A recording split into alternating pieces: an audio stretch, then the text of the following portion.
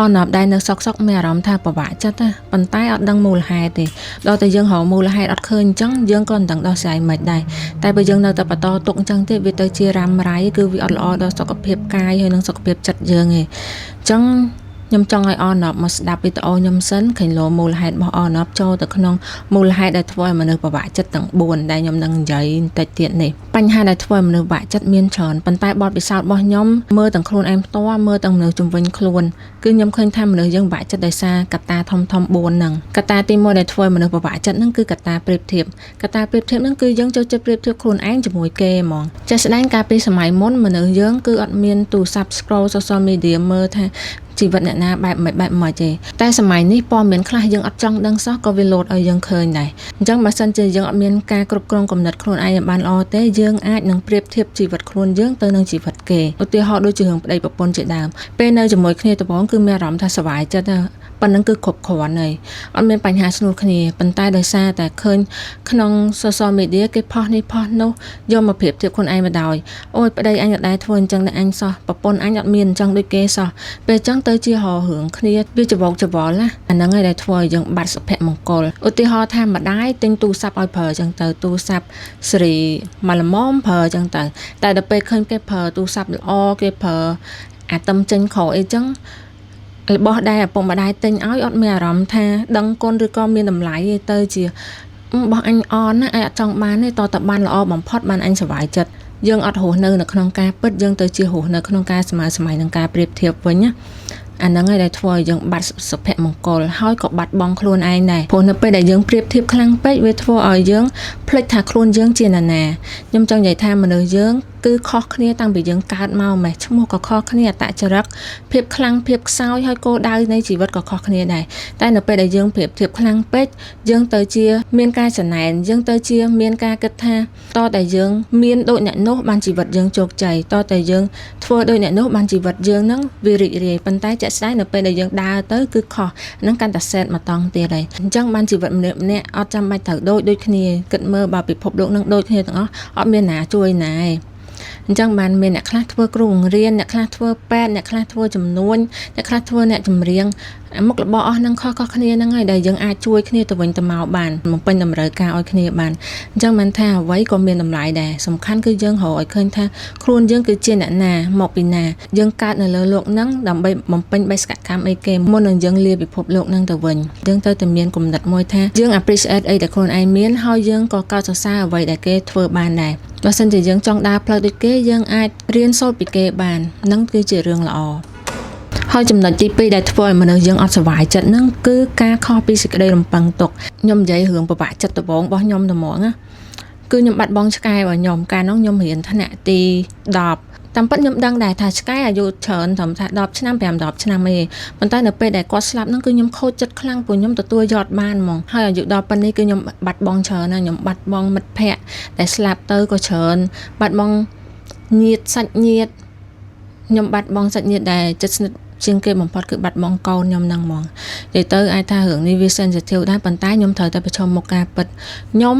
ទទួលស្គាល់ថាខ្ញុំពិបាកចិត្តវាខុសអីពីខ្ញុំរំពឹងទុកប៉ុន្តែខ្ញុំប្រឈមមុខមួយវាហើយខ្ញុំត្រូវរៀនដោះស្រាយវាថាអ្វីៗគឺវាមិនថិតថេរទេ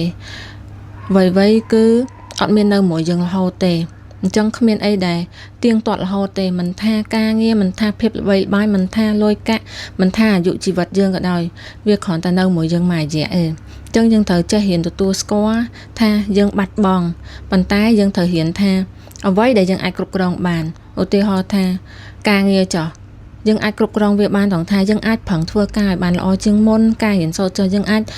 យើងប្រឡងធ្លាក់មែនប៉ុន្តែលើកហ្នឹងយើងអាចគ្រប់គ្រងវាបានដោយយើងប្រឹងរៀនសូត្រឲ្យបានប្រកែជាងមុនអញ្ចឹងទៅហ្នឹងហើយអាហ្នឹងគឺស្ថិតនៅក្នុងការគ្រប់គ្រងរបស់យើងតែរឿងខ្លះគឺវាអត់ស្ថិតក្នុងការគ្រប់គ្រងរបស់យើងទេអញ្ចឹងយើងមានតែបដ ாய் វាទៅតាមធម្មជាតិទេហើយនឹងរៀនធ្វើចិត្តឲ្យសុវ័យហើយរស់នៅជាមួយនឹងបច្ចុប្បន្នឲ្យបានល្អតែប៉ុណ្្នឹងទេហើយកត្តាទី3ដែលធ្វើឲ្យមនុស្សយើងពិបាកចិត្តច្រើនហ្នឹងគឺភាពឯកាសម័យឥឡូវហ្នឹងគឺយើងងាយតាក់ទងគ្នាមែនតើដោយសារតែយើងមានទូរស័ព្ទគ្រប់ដៃប៉ុន្តែទំនាក់ទំនងហ្នឹងវាពិបាកក្នុងការរក្សាទុកបើមនុស្សសម័យមុនគឺគាត់អត់មានបច្ចេកវិទ្យាអស់ហ្នឹងឯងអញ្ចឹងក្នុងការជួបជុំគ្នាក៏គឺគាត់ត្រូវតែ សរសេរសវត្តប្រាប់គ្នាឬក៏ជួបមុខគ្នាផ្ទាល់មកបើសិនជាសវត្តវិញក៏ចំណាយពេលយូរដែរតម្រាំផ្ញើទៅផ្ញើមកប៉ុន្តែអាការរងចាំហ្នឹងគឺវាមានន័យមែនតើដោយសារតែរបស់ដែលយើងប្រវាក់យកបានណាគឺយើងកាន់តែឲ្យតម្លៃវាអញ្ចឹងហើយបានពេលខ្លះមនុស្សដែលនៅជាមួយគ្នាទៅជាអត់និយាយរកគ្នាអត់សូវនិយាយរកគ្នាប៉ុន្តែអ្នកដែលគាត់នៅឡើងមកយោជណោះទៅជានិយាយជាមួយគ្នារាល់ថ្ងៃនិយាយតាមទូរស័ព្ទឬក៏ឆាតតាម social media អីហ្នឹងប៉ុន្តែសួរថាតើវាងាយស្រួលក្នុងការរក្សាទំនាក់ទំនងនឹងអត់គឺវាអត់ងាយស្រួលទេលើកលែងតែយើងមកជួបគ្នាផ្ទាល់លើកលែងតែយើងឆ្លងកាត់បញ្ហាជាមួយគ្នាហ្មងបានទំនាក់ទំនងហ្នឹងអាចទៅមុខបានអាចគង់វង្សបានព្រោះទំនាក់ទំនងដែលគង់វង្សគឺជាទំនាក់ទំនងដែលមិនមែន perfect រហូតទេគឺជាទំនាក់ទំនងដែលពេលសុវ័យយើងសុវ័យមួយគ្នាប៉ុន្តែពេលពិបាកចិត្តពេលមានបញ្ហាគឺយើងអត់រត់ចោលគ្នាគឺយើងនៅជួយដោះស្រាយគ្នាអាហ្នឹងបានបញ្ហាហ្នឹងបានទំនាក់ទំនងហ្នឹងគឺថិតថេរទៅមុខជាមួយគ្នាឧទាហរណ៍ថាអនប់មានទំនាក់ទំនង distance relationship នៅប្រទេសផ្សេងគ្នាក៏ដោយក៏ត្រូវតែមានថ្ងៃណាមួយណាត់ជួបគ្នាដើម្បីជជែកគ្នាផ្ទាល់ថាវាមិនដែរហ្នឹងហើយគឺអត់អាចនៅតាម social media រហូតទេអញ្ចឹងបានទំនាក់ទំនងលើគឺវាងាយបង្កើតប៉ុន្តែពិបាកក្នុងការថែរក្សាអញ្ចឹងបើយើងមានទំនាក់ទំនងមួយដែលពិតប្រាកដដែលមិនមែននៅលើពិភពអនឡាញប៉ុន្តែនៅលើពិភពជាក់ស្ដែងនេះយើងត្រូវចេះថែរក្សាវាព្រោះទំនាក់ទំនងមួយតម្រាំថែទាំបានប្រហែលឆ្នាំគឺមិនងាយទេគឺឆ្លងកាត់រឿងច្រើនណាស់ហើយខ្ញុំមានចំណុចមួយចង់បន្ថែមទៀតខ្ញុំចង់និយាយថាទំនាក់ទំនងយើងជាមួយមនុស្សជំនាញខ្លួនគឺវាសំខាន់ប៉ុន្តែតំណែងដែលកាន់តែសំខាន់ជាងនឹងទៀតគឺតំណែងយើងជាមួយនឹងខ្លួនយើងផ្ទាល់ហ្នឹងហ្មងត្រូវស្គាល់តែខ្លួនឯងហ្នឹងជាណាឲ្យច្បាស់ដូចខ្ញុំនិយាយហ្នឹងចំណុចទី1អញ្ចឹងហ្នឹងហើយឥឡូវចូលដល់មូលហេតុទី4ដែលធ្វើឲ្យមនុស្សយើងពិបាកចិត្តច្រើនមូលហេតុទី4ហ្នឹងគឺដោយសារតែជីវិតយើងហ្នឹងខ្វះគោលដៅ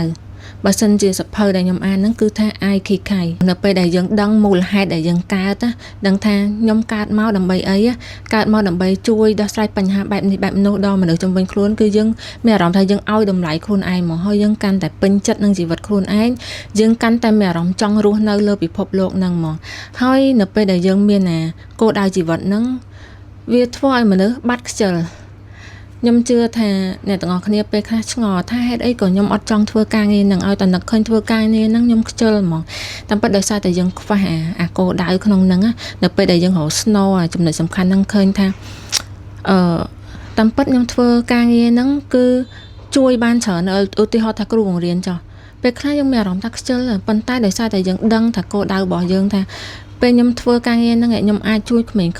មួយថ្នាក់ហ្នឹងប្រហែលអ្នកហ្នឹងបណ្ដោះធនធានមនុស្សរបស់យើងហ្នឹងឲ្យជួយដល់សង្គមយើងវិញគឺយើងមានអារម្មណ៍ថាអូខ្ញុំមានតម្លៃក្នុងសង្គមហ្នឹង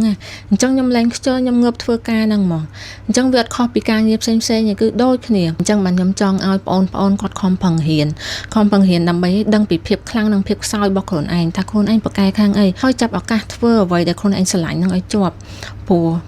ជីវិតម្នាក់គឺសុទ្ធតែមានតម្លៃណាយើងកើតមកហ្នឹងដើម្បីជួយគ្នាទៅវិញទៅមកហ្នឹងឯង